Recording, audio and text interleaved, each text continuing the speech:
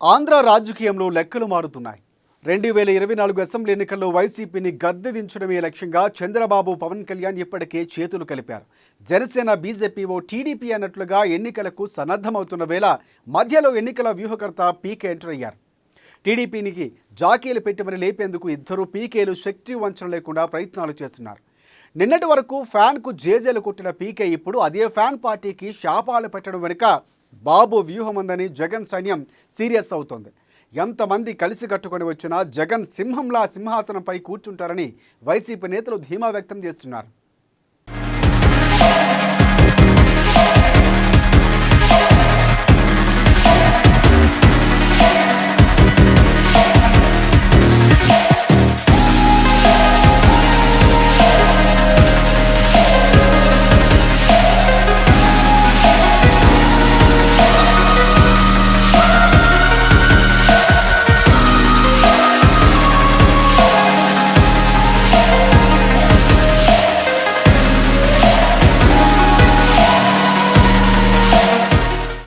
CM Jagan పై అక్కసు వెళ్లగక్కుతున్న పీకే,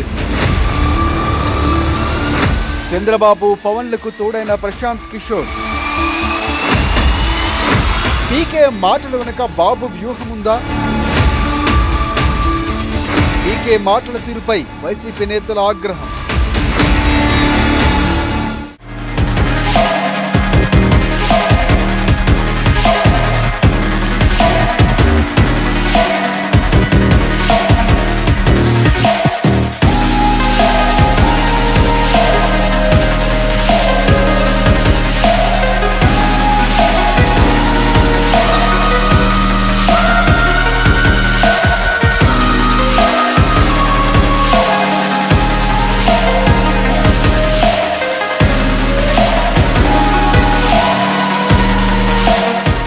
ఏపీలో పార్టీల మధ్య ఎన్నికల వేడి రాజుకుంది. ఇటువంటి కీలక సమయంలో వైసీపీ ప్రభుత్వంపై ప్రశాంత్ కిషోర్ చేసిన వ్యాఖ్యలు అగ్నికి ఆజ్యం పోసినట్లు తయారయ్యాయి. 2019 ఎన్నికలకు గాను జగన్ పార్టీకి ఎన్నికల వ్యూహకర్తగా పనిచేసి ఫ్యాను పార్టీ ప్రభుత్వాన్ని ఏర్పాటు చేయడంలో కీలక పాత్ర పోషించారు పీకే. ఇప్పుడు అదే పీకే 2024 ఎన్నికల్లో వైసీపీకి ఘోర పరాభవం తప్పదని మాట్లాడుతున్నారు. ఇప్పుడు పీకే అలా మాట్లాడడం వెనుక బాబు వ్యూహం ఉందా అనే సందేహాలు పలువురిలో వ్యక్తమవుతున్నాయి.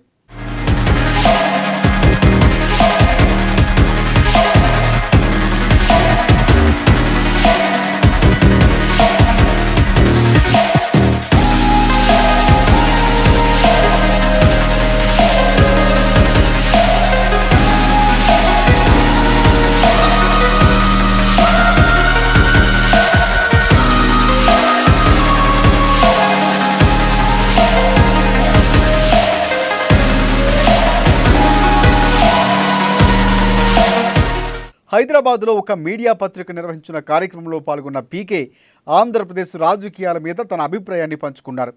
త్వరలోనే ఏపీలో జరగబోయే ఎన్నికల్లో అధికార వైసీపీకి ఓటమి తప్పదని, రాష్ట్రంలో యువత ఉచితాలు కాదు ఉద్యోగాలు కోరుకుంటున్నారన్నారు.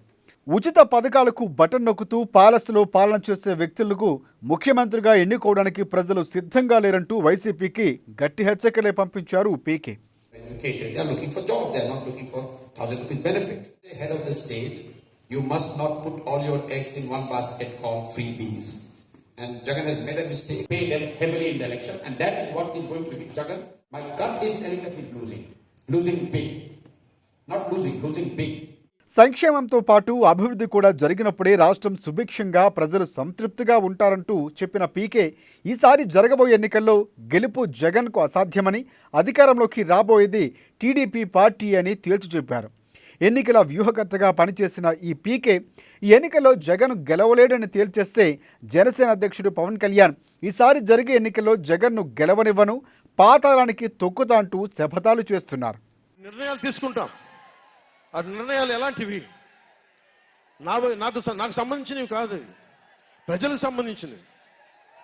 పొత్తులో భాగంగా నేను 24 స్థానాలు తీసుకున్నాను. 24 అసెంబ్లీ స్థానాలు తీసుకుంటే ఇంతేనా అంటున్నారు. 24ఏనా? ఇంతేనా? మనోళ్ళు కాదు, అవతలి వాళ్ళకి తెలియట్లా. బలి చక్రవర్తి కూడా వామనుణ్ణి చూసి ఇంతేనా అన్నాడు.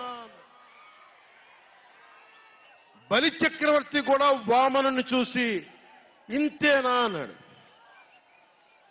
నెత్తి మీద కాలు పెట్టి బలి చక్రవర్తిని అధాపాతాళానికి తొక్కుతున్నప్పుడు తెలిసింది ఎంతో అని.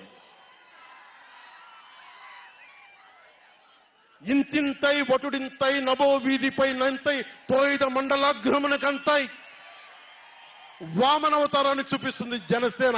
జగన్ గుర్తుపెట్టుకో, అధాపాతాళానికి తొక్కకపోతే నా పేరు పవన్ కళ్యాణే కాదు, మా పార్టీ జనసేనే కాదు, మర్చిపోకో.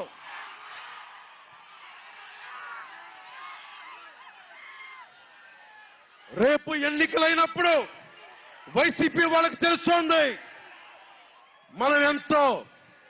నెత్తి మీద కాలేసి తొక్కుతాం కదా, అప్పుడు అర్థమవుతుంది నేనేంటో.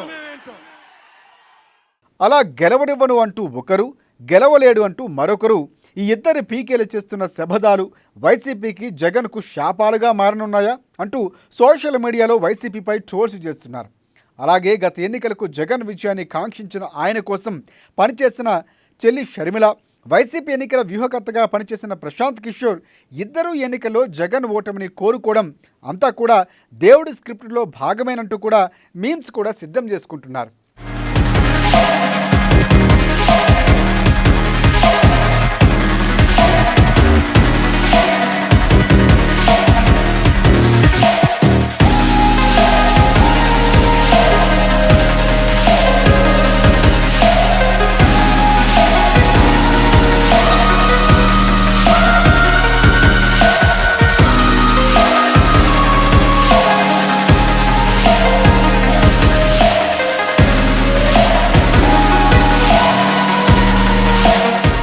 అదే క్రమంలో వైసీపీ మాజీ మంత్రి కొడాలి నానితో పాటు మిగతా వైసీపీ నేతలు కూడా ప్రశాంత్ కిషోర్ మాటలపై తీవ్రంగానే స్పందించారు.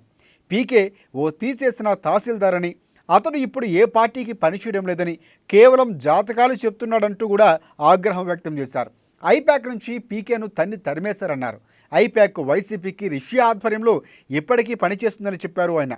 లగడపాటి రాజగోపాల్లా పీకే జ్యోతిష్యం చెప్పడం మొదలుపెట్టాడని, పీకే వృత్తి రాజకీయ పార్టీలు డబ్బు తీసుకుని గెలిపించడమే అన్నారు.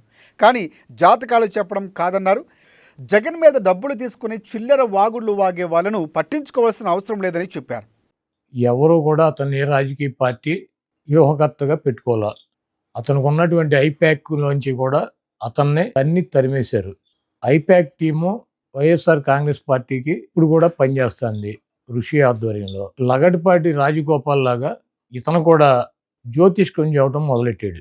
ఇతనికి వృత్తి ఏదన్నా ఒక రాజకీయ పార్టీని గెలిపించాలంటే డబ్బు తీసుకుని ఆ పార్టీ కోసం పనిచేస్తాడు వ్యూహకర్త.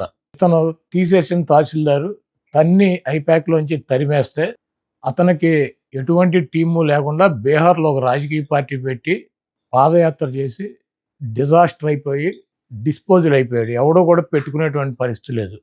చంద్రబాబు లాంటి పనికిరాని వ్యక్తుల దగ్గర ప్యాకేజ్ తీసుకుని డబ్బులు తీసుకుని అతను జ్యోతిష్కం చదువుతున్నాడు. అంటే పీకే చెప్తే ఈ రాష్ట్ర ప్రజలను 2-3% ఓటు మారుతుందేమోనని చెప్పి చంద్రబాబు నాయుడు ఆశ. కేసీఆర్ మళ్ళీ అధికారంలోకి వస్తాడు, ప్రతిపక్ష పార్టీలకు సరైనటువంటి నాయకుడు లేడు కాబట్టి కేసీఆరే మళ్ళీ అధికారంలోకి వస్తాడని చెప్పి ఇదే పీకే తెలంగాణ ఎన్నికల ముందు చెప్పాడు. రాజస్థాన్లో కాంగ్రెస్ పార్టీ డంపింగ్ మెజార్టీతో వస్తుంది, అక్కడ బీజేపీ ఎట్టి పరిస్థితిలో రాదని చెప్పి జాతకం చెప్పాడు. ఛత్తీస్గఢ్లో కాంగ్రెస్ ప్రభుత్వం మళ్ళీ ఏర్పడుతుంది, బీజేపీకి 1% కూడా అవకాశం లేదని చెప్పి జాతకం చెప్పాడు. ఎప్పుడు ఇవన్నీ కూడా ఈ 3-4 నెలల్లోనే చెప్పాడు. మొన్న జరిగినటువంటి డిసెంబర్ ఎన్నికల్లో ఈ 3 రాష్ట్రాలకి జాతకం చెప్పాడు. ఇప్పుడు వచ్చి ఆంధ్రప్రదేశ్లో జగన్మోహన్ రెడ్డి గారు గెలిచే అవకాశం లేదు, తెలుగుదేశం పార్టీ గెలుస్తుందని చెప్పి జ్యోతిష్కం చెప్పాడు. ముందు జగన్మోహన్ రెడ్డి గారికి కంగ్రాచులేషన్స్ చెబుతున్నాం.